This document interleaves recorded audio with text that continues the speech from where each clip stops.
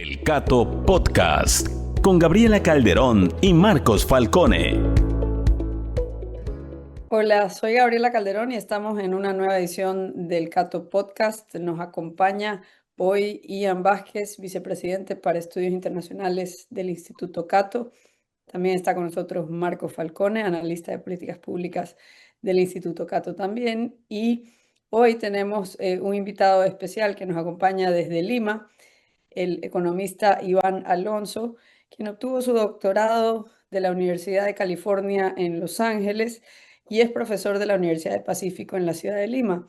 También es un columnista del diario El Comercio, donde pueden leer sus opiniones todas las semanas, pero si no tiene suscripción al Comercio, lo pueden leer también en elcato.org, donde tenemos el privilegio de reproducirlas desde hace muchos años, y es un miembro de la Mont Pelerin Society.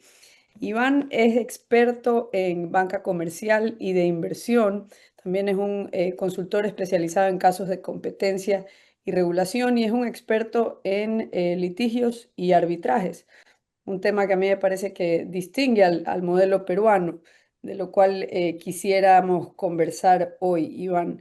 El Perú está en las noticias internacionales de vez en cuando por su inestabilidad política. Unos extranjeros, sobre todo de primer mundo, les podría sorprender lo estable que es la economía peruana, porque lo que suelen leer de Perú es acerca de que se ha removido a otro presidente.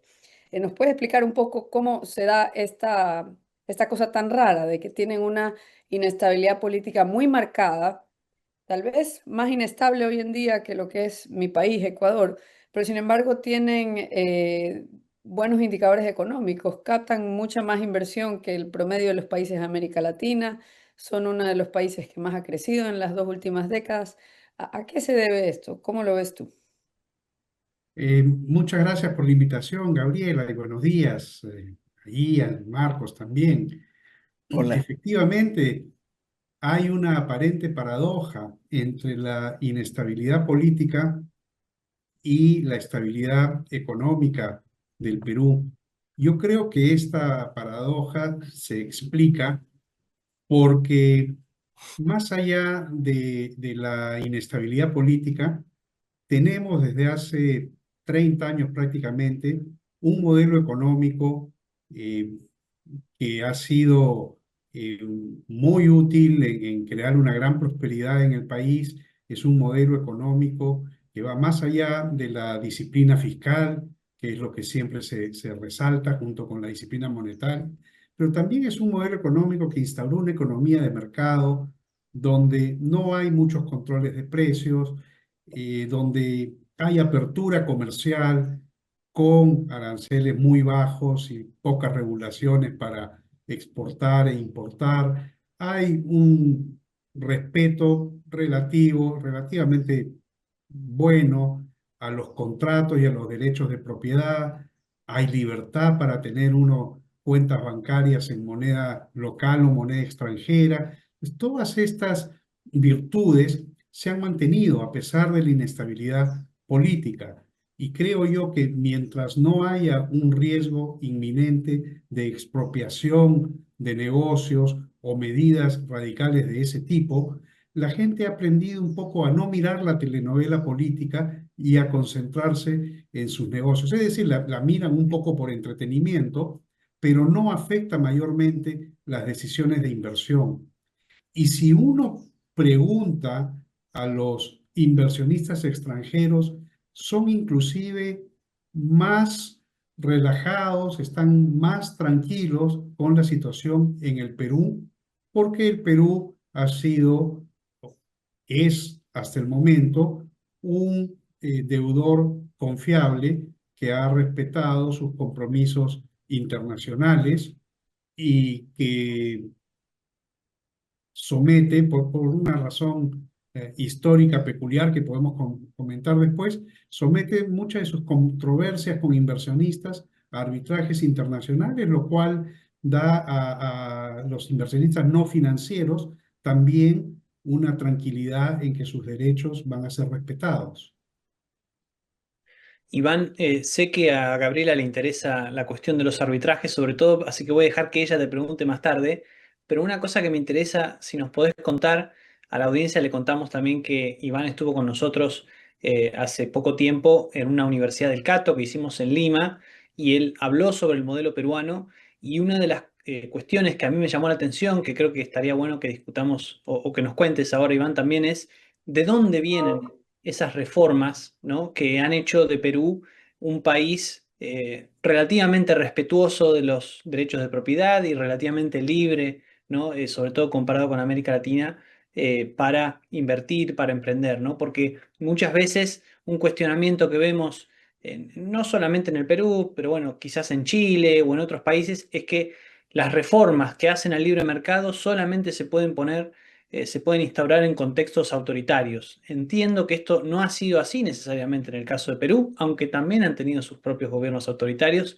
Entonces, si nos pudieras contar un poco cómo es que se fue dando este proceso mediante el cual el Perú se liberalizó, creo que sería bueno para la audiencia.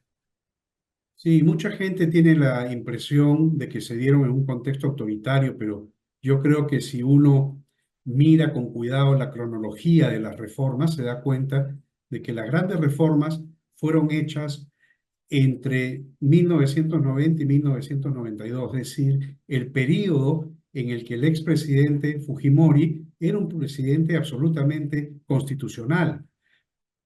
Hubo un golpe de Estado, un autogolpe, como se llamó, en abril del 92 y ese gobierno continuó. Pero las grandes reformas no se hicieron en ese periodo, se hicieron antes y fueron aprobadas por el Congreso elegido democráticamente. Posteriormente, ya tras el autogolpe, hubo una nueva constitución que de alguna manera fijó a nivel constitucional estas reformas, pero habían sido adoptadas anteriormente. ¿Por qué el Perú adopta esas reformas? Yo creo que se adoptó esas reformas, ese programa radical de reformas, porque el Perú venía de una gran crisis.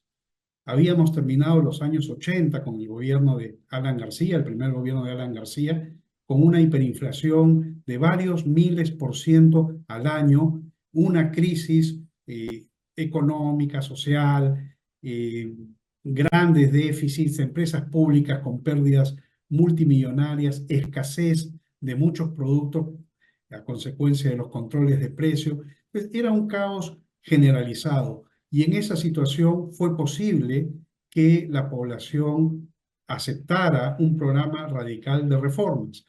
Ahora, como dice Milton Friedman, es importante que las ideas estén listas para ser aplicadas en el momento crítico.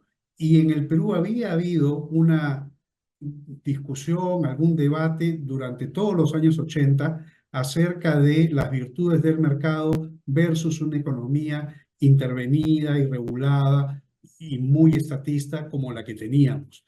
Entonces fue la confluencia de un momento de crisis y un cuerpo de ideas más o menos elaborado y más o menos difundido entre la población, lo que propició que se adoptaran ese tipo de reformas y no otras.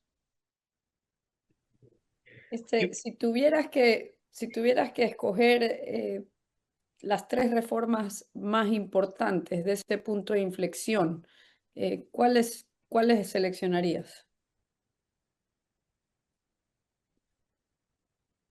Sin ningún orden en particular, diría la independencia del Banco Central, que se adoptó en el año 90 o 91 con la nueva ley orgánica del Banco Central, el sometimiento de las controversias del Estado a arbitrajes, porque el sistema judicial peruano estaba sumamente desacreditado y no ofrecía ninguna garantía a la inversión extranjera. Y en tercer lugar, algo que a mí me parece muy importante y que es generalmente soslayado, es la libertad cambiaria que tenemos.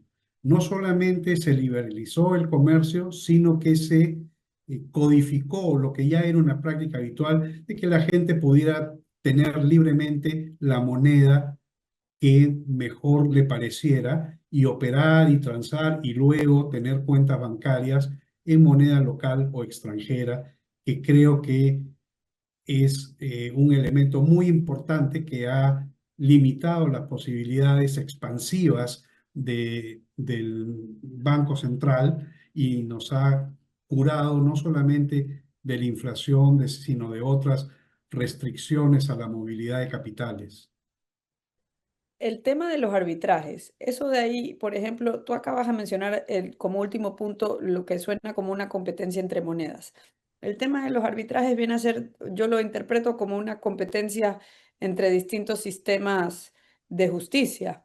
Y mi pregunta va por el lado de si tú crees que este sistema liberal de arbitrajes que tiene el Perú ha derivado en que en algo mejore el poder judicial estatal.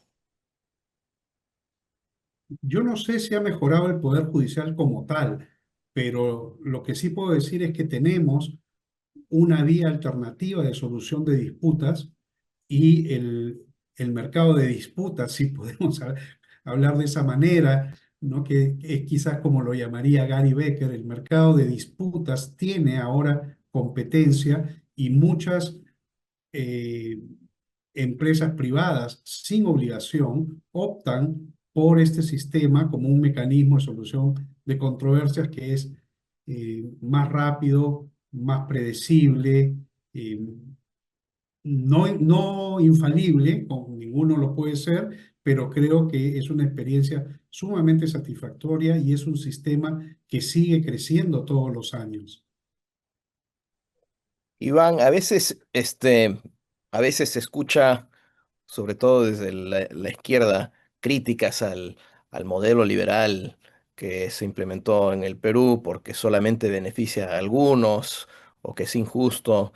Este, pero tú has investigado los resultados a través de los últimas 2 o 3 décadas. ¿Qué es qué es lo que nos dice la evidencia respecto a eso? Sí, esa visión de la izquierda es totalmente infundada. Eh, Ciertamente el crecimiento del ingreso per cápita es lo más llamativo y la crítica suele ser de que ese ingreso no dice todo, no cuenta toda la verdad y que no cuenta particularmente lo que ha sucedido con las personas de menores ingresos. Eh, y es cierto, no cuenta todo. Por eso, si uno se pone a mirar en distintos ámbitos de la vida, distintos tipos de indicadores no solamente económicos, sino sociales como salud, vivienda, educación y otros, uno encuentra uniformemente una mejora a todo nivel socioeconómico, es decir, los indicadores de camas de hospital, médicos y enfermeros por cada 100.000 habitantes, porcentaje de niños y niñas que terminan la secundaria, nivel de educación en las familias pobres, características de la vivienda, el tipo de materiales que se utilizan. Uno ve una transformación gradual y sostenida en todos esos indicadores y particularmente en los que estaban más atrasados, si podemos decirlo de esa manera, es decir, entre las familias más pobres se nota el progreso más notable, claro, porque las más pudientes ya tenían esas comodidades. Entonces, este crecimiento ha permitido que la gente que no tenía esas comodidades las vaya adquiriendo poco a poco. Hoy en día el Perú es un país menos desigual en todo tipo de indicadores de lo que era hace 30 años. De hecho, aprovecho para mencionar que tenemos en el Cato un trabajo que hicieron Ian e Iván algunos años atrás, con 38 gráficos, distintos indicadores acerca del progreso del Perú durante las últimas décadas, sobre esa transformación. Yo te quería preguntar, porque muchas veces hay críticas a las propuestas de abrir una economía, porque se habla de todos los empleos que se van a perder, de las industrias que van a ser destruidas supuestamente, pero poco se dice acerca de esa destrucción creativa, de lo que puede surgir en su lugar. Y producto de esa apertura unilateral que se dio en el comercio del Perú, en el mercado peruano, ¿nos puedes explicar un poco qué sucedió después, qué cosas nuevas surgieron? Claro que sí. Y como tú bien dices, siempre hay estas críticas a la apertura y durante muchos años había resistencia de los sectores protegidos, ¿no? Particularmente el sector de la industria manufacturera, un gran beneficiario de la protección y que no quería una liberalización, y su argumento era que se iba a destruir la industria nacional porque iban a venir productos a menor costo. Bueno, se liberalizó el comercio exterior y lejos de destruirse la industria nacional, comenzó a crecer y a exportar. El Perú exporta hoy productos manufacturados que antes no exportaba. Claro que la mayoría de las exportaciones son minerales y agroindustria, porque el Perú tiene recursos naturales, pero también ha habido un gran crecimiento de la exportación de productos que antes no se exportaban o ni siquiera se producían en el país. Y uno puede ver, si va al detalle de las estadísticas de comercio exterior, el rango de productos que el Perú exporta se multiplicó, digamos, por 10 o por 20. Y no es que hayan aparecido nuevos minerales en la tierra o nuevos colores para exportar los mismos eh, polos de algodón de otro color. No, son nuevos productos que antes no se exportaban. Si uno ve los destinos de nuestras exportaciones, se ampliaron muchísimo y hoy los productos peruanos llegan a muchos más países que hace 20 o 30 años. O sea que la apertura y la competencia que eso fomenta no debilita, sino al contrario, fortalece al tejido económico nacional porque le impone una disciplina y la gente responde a esa disciplina buscando la manera de mejorar sus productos, de abaratar sus costos y de llegar con una mejor oferta al consumidor, que es finalmente lo que permite ese aumento sostenido del bienestar del que estábamos hablando. Iván, me interesa lo que estabas mencionando acerca de cómo uno puede notar, si ve las estadísticas, el crecimiento sostenido y significativo para todo tipo de personas, sobre todo las que estaban en una posición más vulnerable a lo largo de estas últimas 3 décadas, ¿no? Entonces, la pregunta que me surge, sobre todo también considerando el contexto de inestabilidad política, es si la gente percibe, ¿no? Los beneficios de este modelo económico en el Perú, habida cuenta de que, bueno, si se trata de presidentes, el Perú va y viene y tiene uno y después tiene otro y quizás van en direcciones opuestas. Si hay un respaldo, si vos notás un respaldo popular a ese modelo, o si quizás otra posibilidad es que a medida que el crecimiento se va haciendo cada vez más palpable, en realidad la gente pida más, ¿no? Y eso incremente las demandas sobre la política peruana y eso sea lo que esté causando inestabilidad. No sé cómo ves vos la relación entre las personas de a pie y ese modelo económico peruano. Tengo la impresión de que la gente no hace la comparación correcta. Esta es una cuestión de psicología que la verdad yo no conozco, pero mi impresión es que la gente no compara la situación de hoy con la de hace 30 años porque no la vivieron, porque eran, particularmente los jóvenes, eran muy chicos o recién nacidos o no habían nacido. Entonces, es difícil pedirles que comparen su situación actual con la de sus padres, con la de generaciones anteriores a esa misma edad, que es lo que nos daría la foto de la que estamos hablando. Entonces, creo que la gente tiende a ver más eh, en periodos más cortos, ¿no? Entonces, lo que ve es un cambio gradual, no percibe una mejora tan grande como si mirara la foto de hoy y la foto de hace 30 años. También puede ser, como tú dices, que cada vez exige más.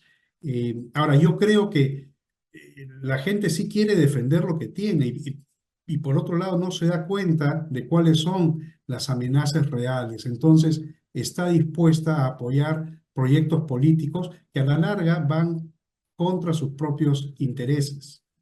Creo que lo que tú dices de que gente que no vivió lo anterior, lo de sus padres, es muy cierto y es por eso que es tan importante mostrar los hechos, ¿no? Mostrar la data, porque si uno mira a estas gráficas de mejoras en el bienestar del peruano, no solamente en términos de ingreso per cápita, pero en todo tipo de indicador, como decías, hay un antes y después de las reformas, ¿no? Y eso como que son gráficas que te muestran el poder de las ideas, porque antes de las reformas liberales en el Perú existían todo tipo de políticas socialistas y estatistas y que llevaron al país una y otra vez al fracaso, ¿no? Entonces, una de las cosas que no mencionaste, pero que también se oye como crítica a veces, es que, bueno, pero solamente Lima o solamente la costa está beneficiándose de estas reformas. Pero no es tan así, ¿no? De ninguna manera, de ninguna manera. Estas mejoras se ven en las estadísticas a nivel departamental. O sea, todos los departamentos del Perú muestran mejoras en indicadores de salud, de vivienda, de educación y de ingresos, por supuesto, ¿no? De acceso a servicios como la energía eléctrica, no tanto del agua, porque ese es un servicio estatal que no ha progresado como los demás, pero indicadores de consumo, eh, todo orden de cosas. No es solamente a nivel agregado, es a nivel desagregado de los 24 departamentos del Perú y de las 3 regiones, costa, sierra y selva. Y no solamente en las zonas urbanas del país, sino por las zonas rurales, también, ¿no? Así es, inclusive fíjate, el índice de pobreza cuando se calcula separadamente para zonas urbanas y rurales, ha descendido más en términos absolutos y proporcionales en las zonas rurales que en las zonas urbanas. Tengo una pregunta acerca de los servicios públicos, porque revisando los gráficos acerca de la prosperidad del Perú, vemos que se ha disparado cosas como el acceso al agua potable, el acceso a la electricidad, también, y yo recuerdo, no sé, en los años 90 escuchar de crisis por el cólera en el Perú, que Claro. son temas relacionados, temas de salud, pero relacionados al acceso al agua potable, ¿no? También veo que tienes indicadores acerca de cómo hay más doctores y enfermeras por cada 100.000 habitantes. Todo esto, como para resumir, lo que son algunos de los servicios públicos. También se han disparado los indicadores del acceso a la educación. ¿Nos puedes contar un poco si esto simplemente es la derivación de, digamos, de que pues la gente tuvo mayores ingresos, entonces la gente con mayores ingresos tiene acceso a mejores servicios, o hay reformas puntuales en estos distintos sectores, sectores importantes como el agua, la luz, salud, Sí, educación? más en el agua, perdón, más en la luz que en el agua, porque como decía, el agua es un servicio que no se privatizó. La distribución de electricidad sí, y uno puede ver cómo el consumo residencial de energía eléctrica sube de una manera muy grande, no tanto el del agua, y el número de viviendas con acceso conectadas a la red de distribución eléctrica aumenta en todos los departamentos del país.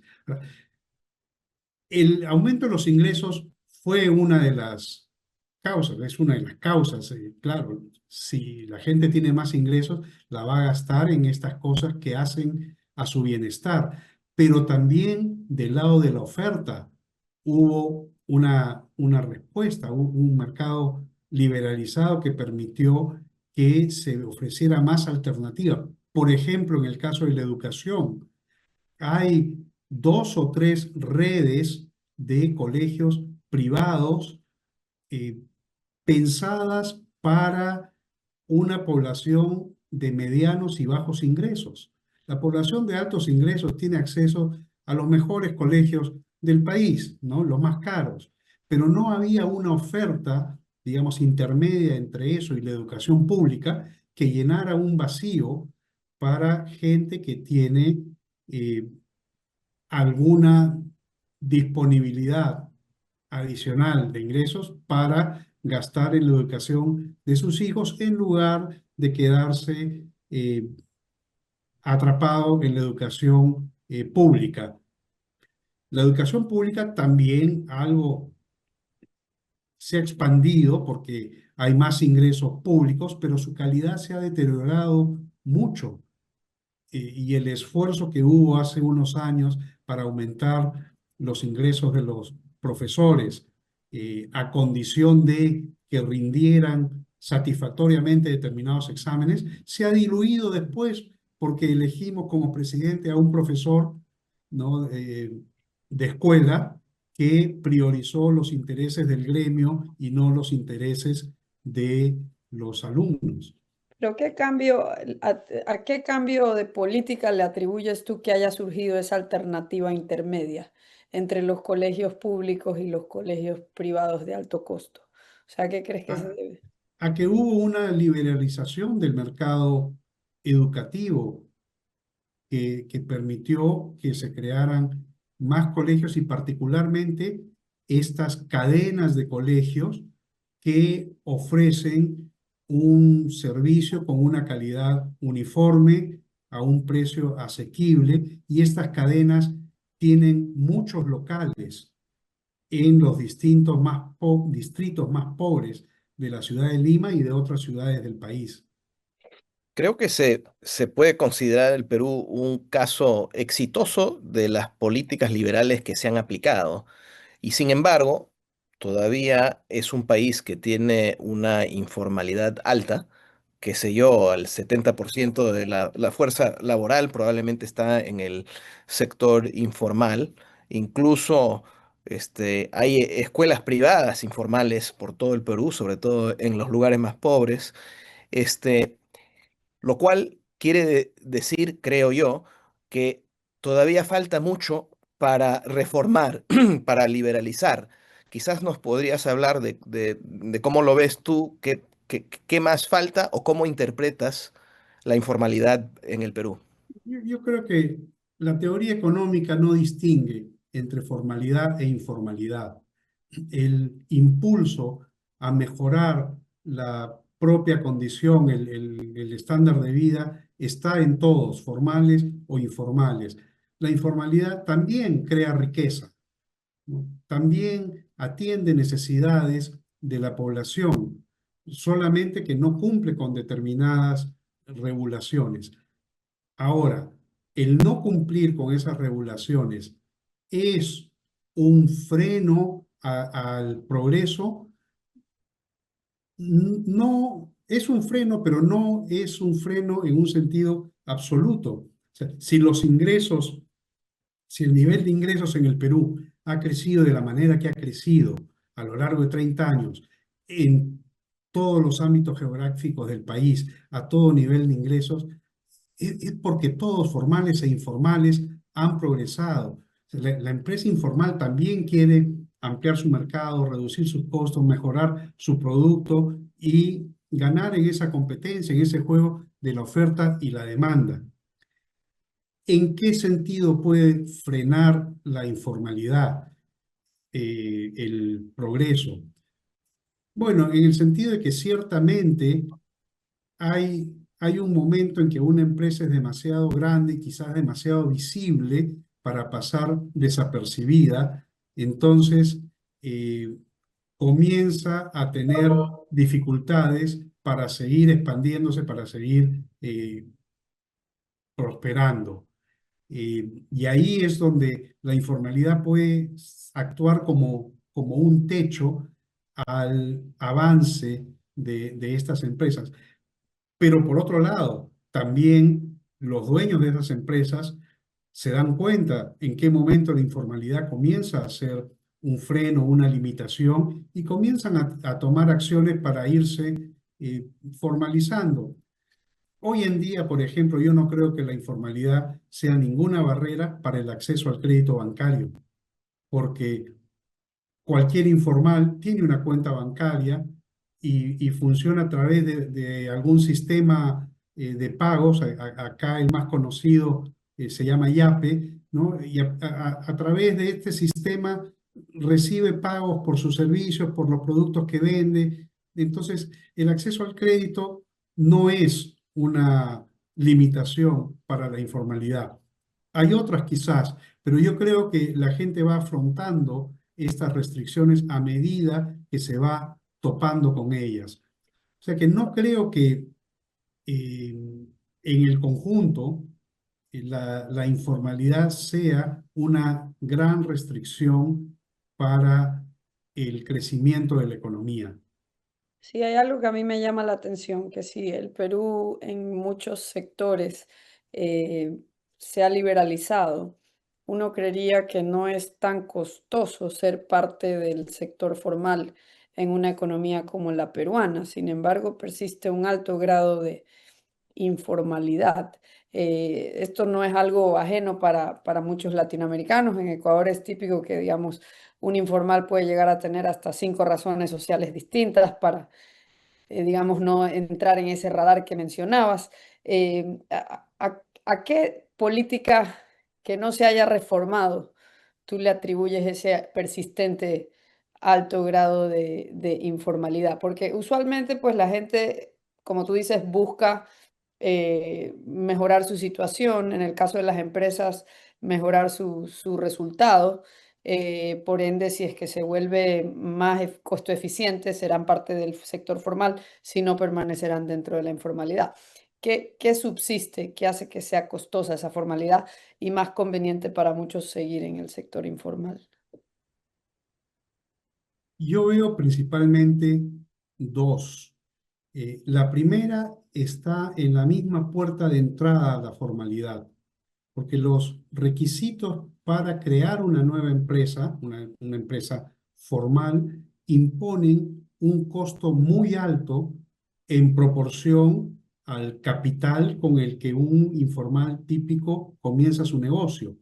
Estoy hablando de costos eh, eh, regulatorios, de requerimientos como pasar por una notaría para legalizar firmas, ¿no? Y crear la empresa, que puede costarle a un informal la mitad del capital que tenía para comenzar su negocio. Entonces, en la misma puerta de entrada hay una barrera que es fácil de retirar.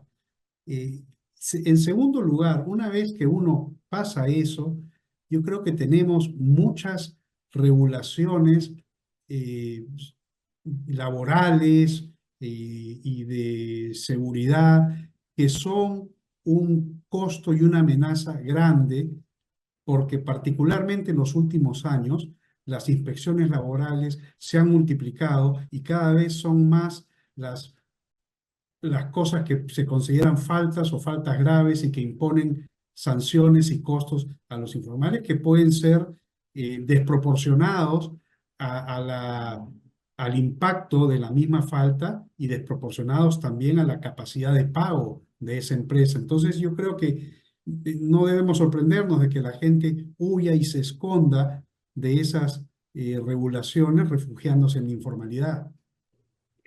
Iván, quiero agarrarme de dos comentarios que fui escuchando en la conversación, como para ir pasando hacia el terreno de las ideas, porque te queremos hacer algunas preguntas en especial sobre el Premio Nobel de Economía que se anunció esta semana.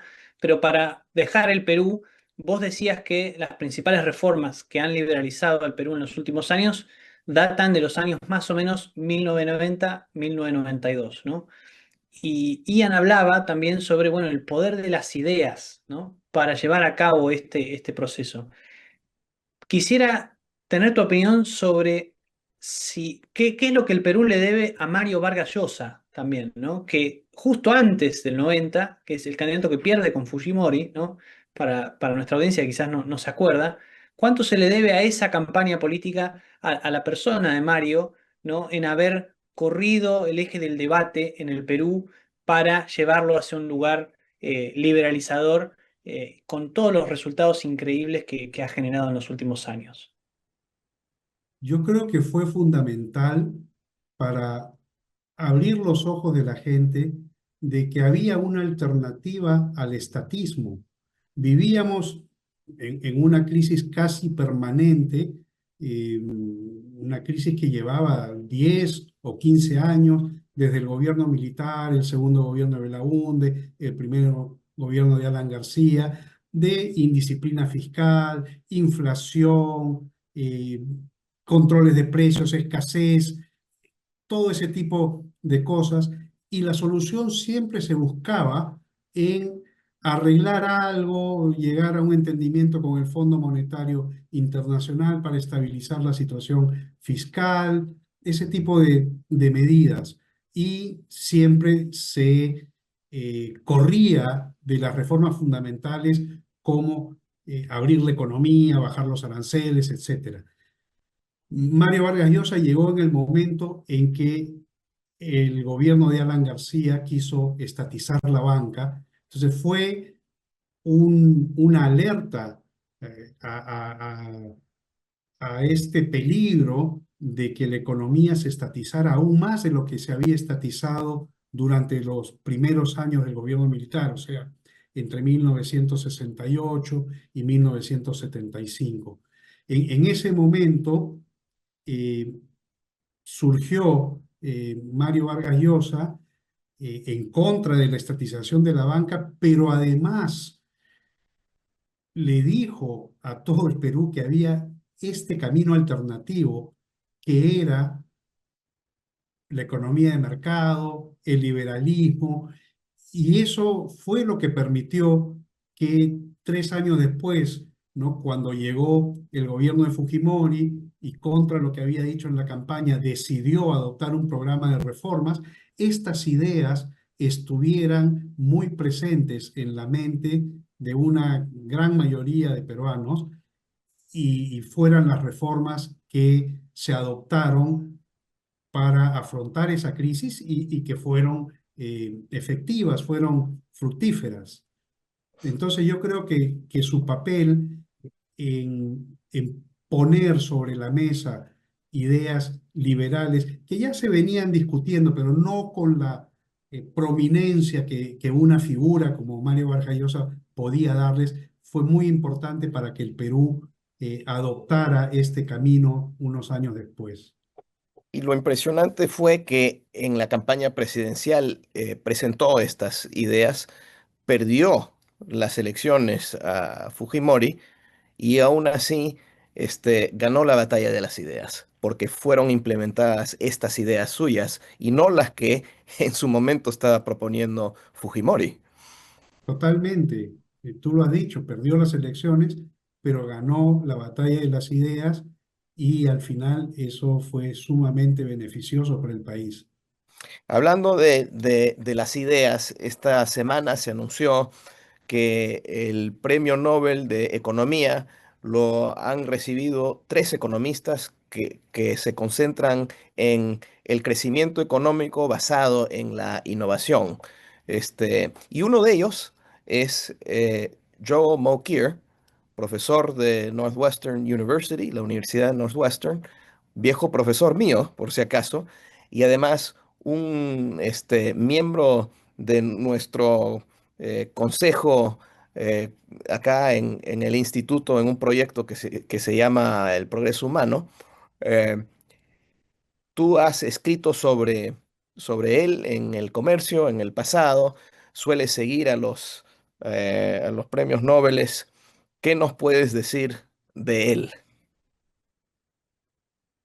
He visto un video en el cual Joel Mokyr le lee a su entrevistador un correo electrónico que un antiguo alumno suyo le envía y el correo termina diciéndole: este premio es el segundo logro más importante de su carrera. El primero son los alumnos como yo que estamos difundiendo todas sus contribuciones. Eh, a mí me alegra muchísimo que haya sido eh, reconocido con el premio. Creo que sus contribuciones son enormes y si bien la academia ha puesto en primer lugar el tema de la innovación como motor del crecimiento económico, eh, no hay que olvidar que también dice Mokyr que antes de que la innovación pudiera convertirse en el motor de crecimiento en Inglaterra en el siglo XVIII, hubo un periodo en que eh, la economía fue liberalizándose y caminando hacia el libre mercado.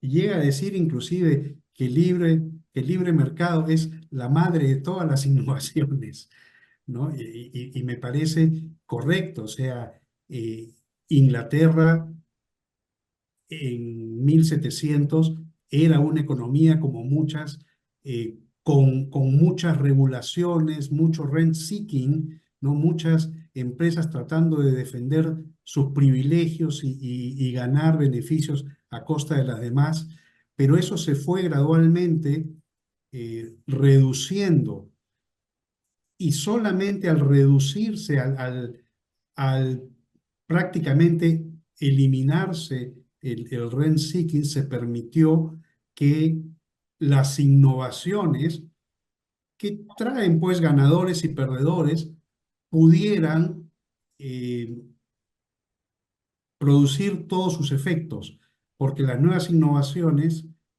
valga la redundancia, se convierten en ganancias para los innovadores y en pérdidas para los que se quedaron atrás, pero el resultado neto es que el consumidor, la población, tiene cada vez mejores bienes y servicios.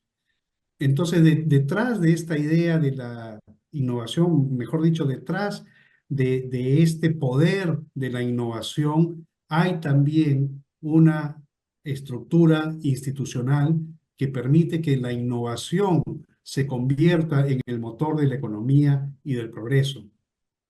El trabajo de el premio Nobel de este año, claro, se concentra en explicar qué estuvo detrás de la revolución industrial y lo que la economista Deirdre McCloskey ha llamado el gran enriquecimiento, esa explosión de riqueza que caracteriza la era del crecimiento moderno, como lo conocemos hoy día.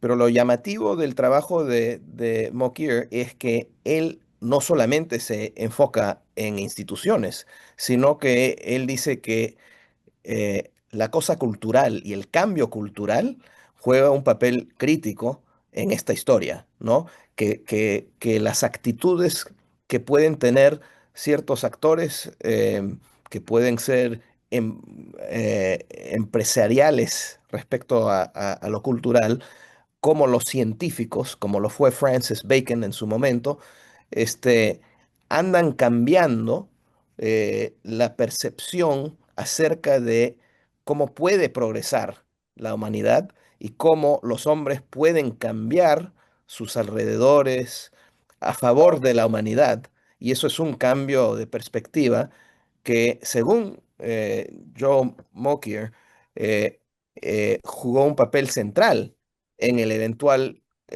crecimiento económico que conocemos desde hace 200 o más años.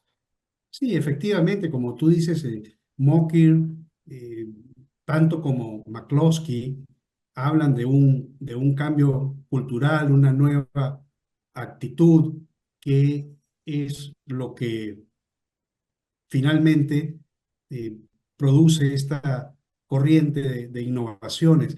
Eh, Para Mockir, que llama esto la economía ilustrada, ¿no? The Enlightened Economy, hay un cambio cultural que hace que la gente eh, tenga, yo no sé si una mejor apreciación o mayor fe en el conocimiento científico y sus posibilidades de aplicación práctica. Pero de hecho, eso ocurre. Y no solamente en el ámbito industrial, no es solamente la revolución industrial, porque en el periodo de la revolución industrial pasan cosas en otros ámbitos de la economía inglesa, en la agricultura, en los servicios. Y por ejemplo, en el caso de los servicios, habla Mockir de cómo se desarrollan los servicios financieros en Inglaterra, cómo en el negocio de los seguros comienza a aplicarse, ¿no? La teoría de la probabilidad y la matemática a hacer cálculos más precisos de los riesgos. Entonces hay todo un movimiento que comienza a ver posibilidades de aplicación práctica del conocimiento científico y creo que Inglaterra y poco después el resto de Europa occidental son efectivamente sociedades enfocadas en la solución de problemas y que eso es lo que permite el gran avance económico en los siglos posteriores. Claro, él lo llama el conocimiento útil, ¿no? Useful knowledge es el Exactamente. término que él usa, que es que la gente que está descubriendo estas teorías o regularidades, a veces este es el término que se usaba, eh, no se quedan aislados con ese conocimiento, sino se empiezan a aplicar a la vida real para resolver precisamente todo tipo de problemas y empieza a darse instituciones en que esas partes se pueden comunicar, ¿no? Él en realidad él describe una Europa en ese momento donde empieza a haber un mercado libre de ideas entre estos pensadores, ¿no? Que pueden cruzar todo tipo de fronteras porque sí, Europa fue un continente muy fragmentado políticamente en ese entonces, lo cual es importante porque pudo haber competencia entre las distintas jurisdicciones Sí, y sí. así el mérito juega un papel importante y las ideas se vuelven más universales, ¿no? Sí, él habla de una apertura intelectual, una mayor tolerancia, porque dice la gente era consciente de que las nuevas ideas crean ganadores y perdedores. Y entonces había una tentación, no siempre, de callar las nuevas ideas que pueden amenazar las posiciones establecidas. Y en ese momento, en Europa, la apertura intelectual permitió que esas voces no se callaran y que las nuevas ideas percolaran a la vida práctica. Sí, hay algo que en el artículo mencionabas de del imperio de la ley en el trabajo de Joel Mokyr, concibido no como una cosa que se construye en base a una receta predeterminada, sino como el resultado de la afirmación gradual de los derechos de propiedad. Y esto me parece que contrasta un poco con el enfoque que suele haber en América Latina, donde primero se trata pues de desarrollar la constitución perfecta, el entorno legal perfecto y acomodar toda la parte política, dejando como soslayando la parte económica. Digamos, y el título que utilizabas para ese artículo era Nuestra Revolución Industrial. ¿Cómo lo ves eso, por ejemplo, en el caso del Perú? ¿Ha mejorado la protección de los derechos de la propiedad en el Perú? ¿Ha mejorado el Estado de Derecho en el Perú? ¿Y cómo se ha dado eso?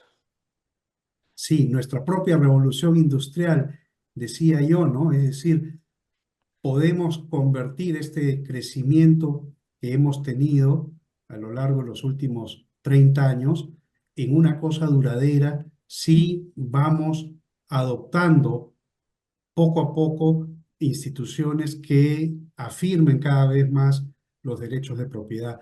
Porque si bien hicimos las reformas, uno no puede de la noche a la mañana o en el espacio de unos pocos años cambiar completamente el sistema jurídico y la mentalidad de quienes litigan, ¿no?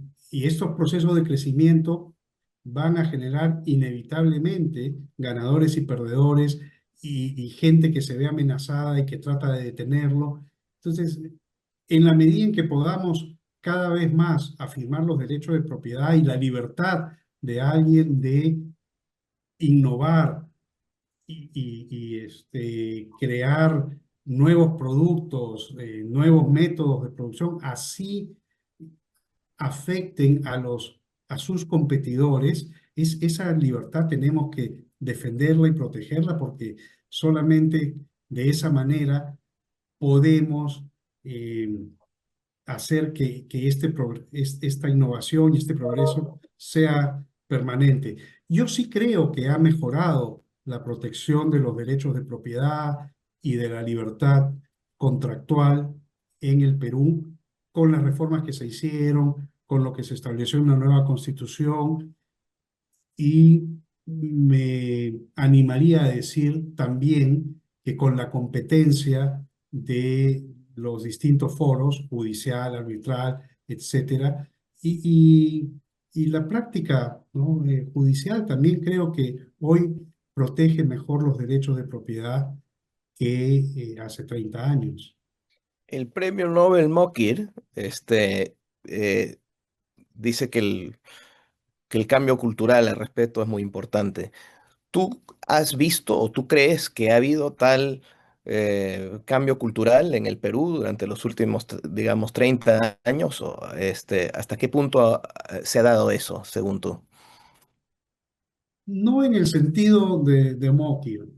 Yo creo que hubo un cambio cultural en otro sentido, un poco en el sentido en el que hablábamos hace un momento a propósito de la pregunta de Marcos sobre Mario Vargas Llosa. Creo que durante mucho tiempo, 20, 25 años, la gente quedó, entre comillas, curada contra cosas como controles de precios y empresas públicas, etcétera. Entonces, en el Perú uno notaba una reacción instintiva contra cualquier tipo de control de precios durante mucho tiempo. Me parece que eso se ha estado perdiendo. No hemos sido capaces de sostenerlo y hoy creo que la tolerancia a ese tipo de políticas es cada vez mayor.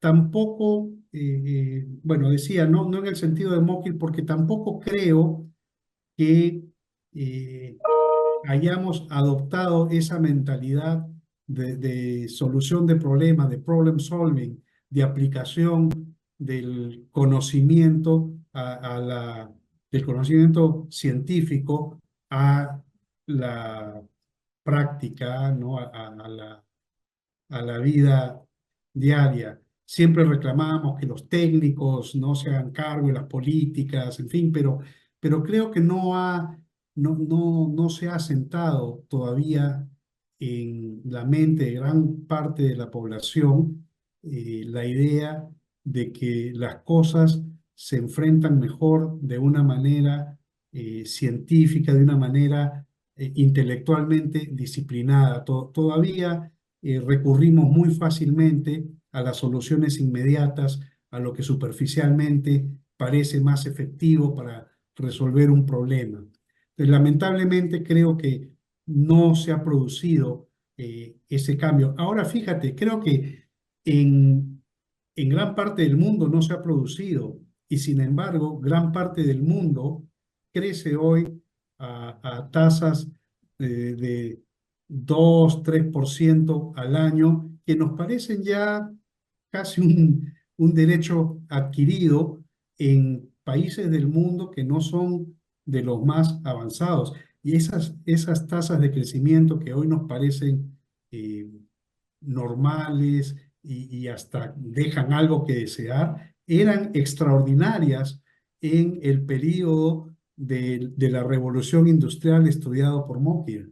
O sea que el florecimiento, el triunfo del capitalismo y del libre mercado en el mundo avanzado se ha diseminado en el resto del mundo, quiéralo o no, es decir, haya o no haya adoptado el mismo tipo de políticas, ¿no? La dinámica de la economía capitalista mundial ha tenido estos spillovers en el resto del mundo. Bueno, Iván, esa me parece una buena nota para terminar el podcast de hoy. Podríamos seguir hablando de este tema que nos fascina a todos, el tema del desarrollo económico. Sin duda una grata sorpresa este premio Nobel y bueno, espero que nos acompañen en una siguiente edición del Cato Podcast. Hasta la próxima. Encantado, Gabriela. Gracias por la invitación. Gracias, Iván. Hasta luego. Hasta luego. El Cato Podcast con Gabriela Calderón y Marcos Falcone.